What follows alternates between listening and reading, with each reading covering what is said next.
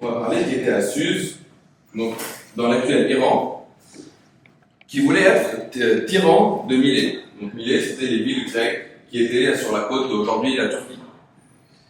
Et donc ce monsieur Istier, il a envoyé un message secret à son neveu qui était tyran de Milet, en l'incitant de faire une révolte qui deviendra la révolte ionienne.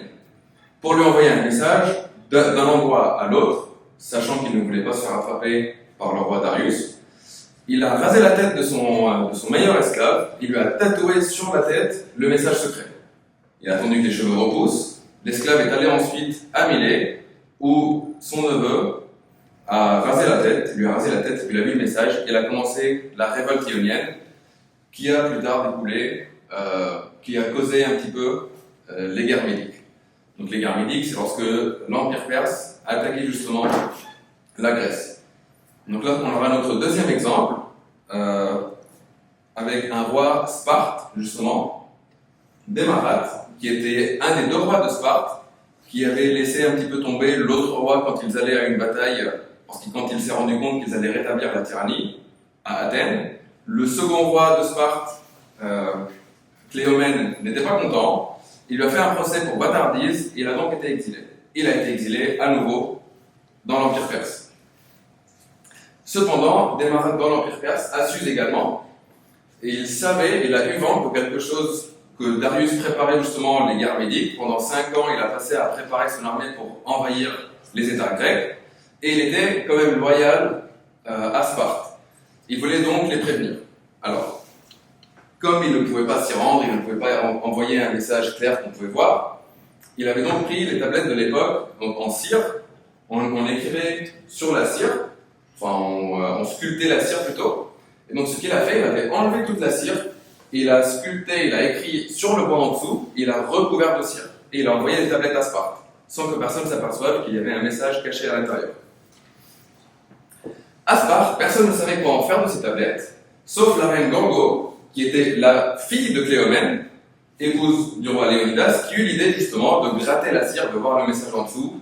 Les Grecs ont donc pu se préparer à l'invasion perse et ont pu se défendre. Ça, c'était 2 exemples de stéganographie, donc qui vient de étanche et de écriture. L'idée, c'est qu'on essaie de cacher un message. Donc il y a l'apparence anodine, alors qu'à l'intérieur, il y a un message secret, un message caché.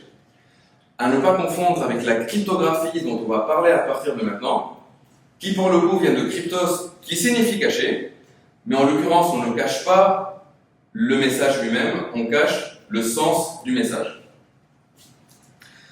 Cette fois-ci, on est dans la guerre du Péloponnèse qui va opposer Sparte et Athènes. Donc, ce sera le premier exemple de cryptographie appliquée dans le militaire, où on a Lysandre de Sparte qui va utiliser une citale, donc une espèce de cylindre, sur laquelle on va enrouler une ceinture, et on va venir écrire dessus en largeur de la ceinture, la longueur de la citale, le message.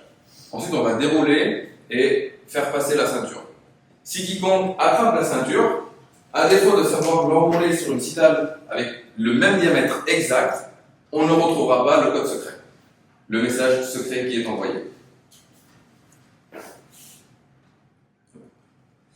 Donc, ceci, c'est un exemple de chiffrement et pas un code. La différence, c'est qu'un code, c'est simplement transformer une donnée d'une façon de la voir à une autre forme de représentation, alors qu'un chiffrement, ça va dépendre d'un paramètre, la clé, pour convertir de la donnée sous une forme incompréhensible si on n'a pas la clé.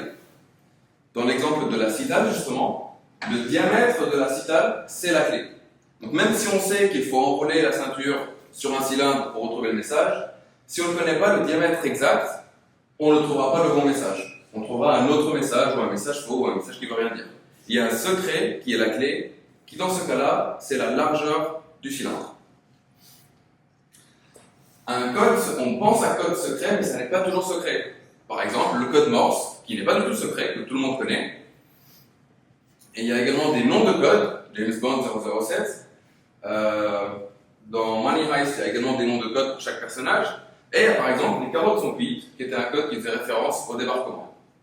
Donc les codes, ça peut être secret, ça peut ne pas l'être. Passons maintenant à l'évolution de Jules César jusqu'à Marie Stuart.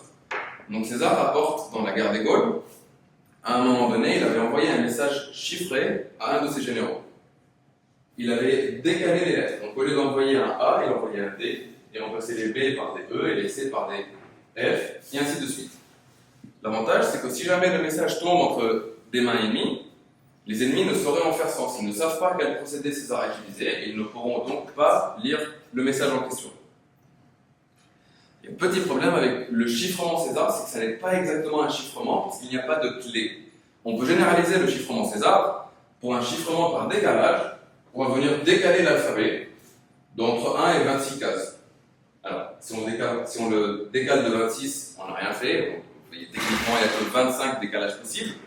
Et là, pour le coup, la clé serait le nombre de décalages, le nombre de cases que l'on décale. On a plus de possibilités de chiffrer. Est-ce que c'est beaucoup plus fort pour autant? Pas forcément. Il suffit qu'on sache qu'on procède à un chiffrement par décalage, et on va simplement essayer les unes après les autres. Je vais essayer de déchiffrer avec cette clé, ça me donne du charabia, j'essaie avec une autre, j'essaie avec une autre, j'ai que 26 essais à faire, et au bout je suis certain de retrouver la bonne clé. On pourra encore généraliser davantage pour faire un chiffrement par substitution. À ce moment-là, on va choisir pour le A n'importe quelle autre lettre de l'alphabet, un L, pour le B un E, pour le C un M, etc. On a déjà beaucoup plus de possibilités. Pour le choix de la première lettre, on en a 26, pour la deuxième 25, 24, 23. Donc au total, on a 26 factoriels clés possibles. C'est énorme. C'est plus qu'un 4 suivi de 26 zéros derrière. Donc c'est plus que 400 millions de millions de millions de millions de clés possibles. C'est absolument énorme. Ce genre de chiffrement, par ailleurs, on peut le retrouver à des endroits où on ne s'y attend pas forcément.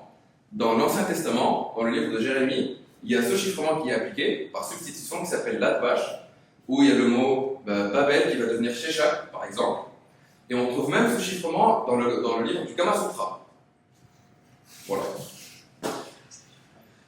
Alors, est-ce qu'il est beaucoup plus sûr pour autant? Pas forcément. D'après Al-Kindi, donc dans le 9e siècle, pourtant un traité qui a été retrouvé en 1987, il nous explique, alors, vous savez le faire, vous savez pas que ça venait de lui à la base, avec des inférences statistiques qu'on applique ici à la langue française, on remarque que la lettre E apparaît le plus souvent en français, aux alentours de 15%, puis la lettre S, etc. Donc l'idée qu'on va faire, on va regarder un texte chiffré, on va regarder la lettre qui revient le plus souvent, on va dire bah, ça c'est probablement un E, et on va remplacer par un E. Puis on va voir la deuxième lettre qui vient le plus souvent, et on va remplacer ça par un S, et ainsi de suite. Et ça va être un petit peu comme une grille de mots croisés. On va essayer de faire sens des mots. Si des fois on tombe sur des mots qui n'ont aucun sens, on se dit bah, je me suis trompé quelque part, je vais aller changer une autre lettre avant. Et c'est vraiment une résolution de mots croisés qu'on est en train de faire. Est-ce que ça marche toujours? Des fois c'est un petit peu difficile. Donc comme l'exemple ici, si on a de Zanzibar à la Zambie et au Zaïre, des zones de zones font courir les zèbres en zigzag zinzin. Ben, le E n'est pas forcément la lettre qu'on retrouve le plus souvent. Donc, est-ce que ça va être impossible à faire? Ça va juste être un petit peu plus difficile. Mais généralement, dans les textes plus longs, théorie des grands nombres fait qu'on aura généralement à peu près 15% de E qui vont apparaître. Sauf dans certaines exceptions où il y a la disparition, tout un roman qui est écrit sans aucune occurrence de la lettre E. Alors, est-ce que ça veut dire que si on chiffre ce livre, ce roman, avec un chiffrement par substitution, c'est impossible à casser? Non. C'est toujours une grille à essayer de résoudre, sauf que c'est un petit peu plus difficile. Donc on va essayer avec un E, il marche pas là, il marche pas là, il marche pas là. À un moment donné, on saura qu'il n'y a aucun E, même si ça paraît très contre-intuitif. Au final, on est toujours en train de résoudre des mots croisés. Un des moyens les plus simples pour augmenter la sécurité d'un chiffrement par substitution, et des plus forts également, c'est simplement de rajouter plein de lettres. Donc là, en l'occurrence, j'ai rajouté des lettres de l'alphabet grec. Donc le A devient un delta, le B un E, le C un pi, etc. Et on a des cases qui sont en gris. C'est des cases, c'est des lettres, des caractères nuls, qui ne correspondent à rien. Donc on va venir les parsemer un peu partout dans notre texte. Et c'est des caractères qui ne feront rien, à part rendre la tâche plus difficile aux cryptanalystes pour essayer de déchiffrer. On peut même aller une étape plus loin et mettre des caractères spéciaux pour des mots. Donc là, en mettant un seul caractère, ça nous fait un mot. Et une fois qu'on a ça, on est prêt à regarder ce qu'a fait Mary Stuart, reine d'Écosse. Donc Mary Stuart, qui est née en 1542, accède au trône d'Écosse à l'âge de 9 mois seulement, après que son père a perdu une guerre contre Henri VIII d'Angleterre. Elle va être envoyée en France pour être plus tard mariée au dauphin François, qui sera François II. Malheureusement, leur mariage ne durera pas longtemps. François II va mourir très tôt. Elle reviendra en Écosse. Je vais résumer l'histoire. Suite à une guerre civile avec son demi-frère, elle va aller s'exiler en Angleterre, auprès d'Élisabeth Ier, fille d'Henri VIII, qui est sa cousine. Cependant, Élisabeth Ier a un petit peu peur de Marie Stuart, qui est catholique, qui a donc des prétentions au trône vis-à-vis des catholiques anglais.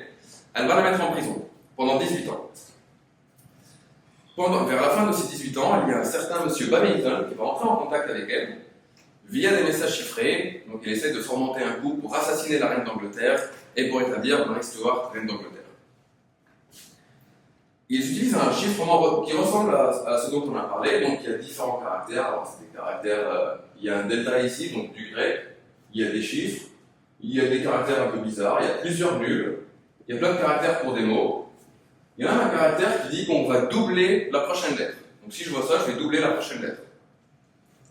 Malgré tout ça, les services secrets britanniques de l'époque, ils avaient un certain cryptanalyste du nom de Thomas Phillips, qui réussit à casser ça. Et donc en fait, malgré tout le chiffrement qu'elles envoyaient, elle et M. Babington, eh bien les services, ils arrivaient à tout lire. Et ils savaient qu'un coup d'État se remontait, mais ils n'ont rien fait, parce qu'ils attendaient d'avoir une preuve concrète de l'aval de Marie Stuart pour pouvoir lui couper la tête. Donc, à un moment donné, il y a Babington qui attendait l'aval de Marie Stuart pour lancer l'opération. Quand elle l'a donné, ils ont failli y aller, mais ils ont attendu. Ils se sont dit, en fait, il y a plein de complotistes qu'on ne connaît pas. Toujours Phillips, il a repris la lettre de Marie Stuart, et il a rajouté un post-scriptum avec l'écriture de Marie Stuart et sa signature, en demandant à Babington le nom des autres personnes qui complotaient justement. Babington, croyant que le message venait de Marie Stuart, répondit, et à ce moment-là, on les attrapa et on coupa la tête à Marie Stuart. Comme quoi, un mauvais chiffrement, ça peut avoir des conséquences désastreuses. Là, on a un exemple où il y avait les trois justement, et la confidentialité, et l'intégrité, et l'authenticité, qui avaient été bafoués. Donc, confidentialité parce qu'on arrivait à lire les messages, intégrité parce qu'on arrivait à les modifier, et authenticité parce qu'on ne savait pas de qui ils provenaient. On pensait savoir, mais en fait, ça ne l'était pas. Généralement, c'est des propriétés qui viennent ensemble, mais on pourrait les décortiquer. Par exemple, de la confidentialité sans intégrité, sans authenticité, c'est par exemple un message dans une langue inconnue qu'on ne comprend pas. Par contre, on peut venir modifier et écrire dessus. Donc l'intégrité n'est pas vérifiée. Et il n'est pas signé, on ne sait pas de qui il vient. Il n'y a pas d'authenticité non plus. Si on n'a que l'intégrité, pour voir par exemple une lettre qui est dans un musée qui est protégée, on ne peut pas y toucher. Par contre, tout le monde peut la lire, il n'y a pas de confidentialité et on ne sait pas de qui elle vient. Quant à l'authenticité, imaginez que quelqu'un signe un chèque en blanc ou quelque chose, on va juste signer, quelqu'un va signer son nom. On sait de qui ça provient, par contre n'importe qui peut venir écrire dessus et n'importe qui peut voir ce qui a été écrit. Donc c'est trois propriétés qui sont généralement qui vont de pair, mais ça n'est pas toujours le cas. Je vais faire juste une étude de cas sur l'intégrité, qui généralement, on voit un peu moins où est-ce qu'elle intervient. Imaginez que vous voulez faire une transaction avec votre banque. Donc c'est chiffré, on ne peut pas voir la transaction, c'est des données qui sont chiffrées. Et vous devez vous authentifier en mettant votre code secret auprès de la banque. A priori, on aurait tendance à dire que ça suffit pour faire la transaction. Mais si je vais chez le marchand, ou que quelqu'un intercepte justement mes envois, une personne qui est un attaquant, il va essayer de venir et puis modifier le message. Même s'il ne sait pas ce qui se passe dedans, il va venir mettre des 0 et des 1 quelque part, en espérant qu'au lieu que j'envoie 2 euros, j'en envoie 200. On peut le faire, même si on n'arrive pas à lire le message, et même si on n'a pas techniquement, justement, même si on n'a pas la confidentialité, même s'il y a la confidentialité, on peut quand même attaquer en essayant de modifier le message, même si on ne sait pas exactement ce qui est écrit dedans. Et je vais donner un exemple d'intégrité que vous utilisez tous dans votre carte vitale. Le premier nom, ça fait référence au sexe. Le deuxième à l'année, le mois de naissance, le département, la commune ou le pays, le numéro d'ordre, et finalement la clé de contrôle. La clé de contrôle, elle est calculée comme suit. C'est 97 moins le reste du numéro modulo 97. Modulo, c'est une façon un peu fancy de dire que c'est le reste de la division euclidienne. Par exemple, 12, le reste de la division euclidienne de 12 par 10, ça fait 2. Parce que ça me fait 1 fois 10 plus 2. Donc là, je vais prendre le reste de la division euclidienne par 97 et je vais le soustraire à 97 et c'est la clé que j'aurai. Donc si jamais on va modifier un nombre ici, la clé ne va pas coller et on saura que vous avez fait une erreur quelque part. Il y a les mêmes mécanismes qui sont sur les livres ISBN, également sur les images. Et voilà, sur ce, je vais m'arrêter ici, je vais devoir avoir des questions.